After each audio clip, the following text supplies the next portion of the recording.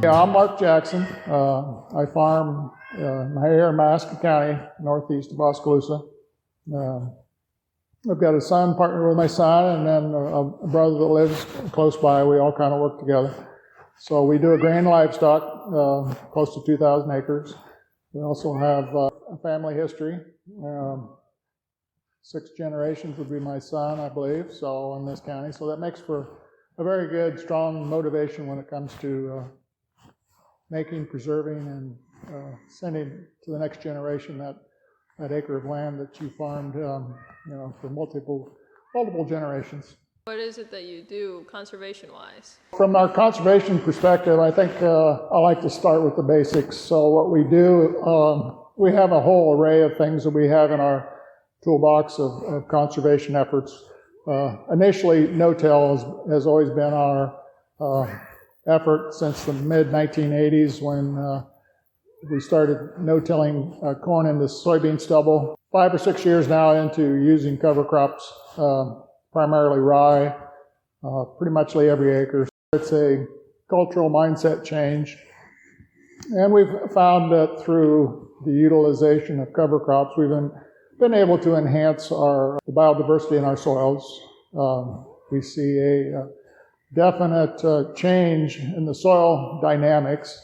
If anything, we've probably bumped up yields. So we've maintained our averages, if not increasing our yields when it comes to corn and soybean production. Are there any conservation practices that you're thinking about doing in the future? I think in the world of conservation, there's always continuous improvement as part of our sustainability protocols. And from that perspective, we're always looking for that next best item. As we've evolved from starting no-till, enhancing our waterways, headlands, utilizing wetland, working with enhancing for our wildlife so that there's a good integration between our farms and enhancing the biodiversity. All these dynamics seem to move forward, and I think with that, I think it's important to remember that the farmer and agriculture typically take the lead in continuous improvement. We're always open for suggestions, working hand in hand with science, utilizing our universities and our commodity groups, all those comprehensive plan, which I think makes for a very good outcome. Do you receive any financial help with any of these practices that you're doing? We utilize some cost share efforts in the cover crop world. The ADM Unilever project, that effort, we work with, the IDOLs, and that effort when it comes to cost share monies if they're available. What kind of advice or what do you recommend to other producers?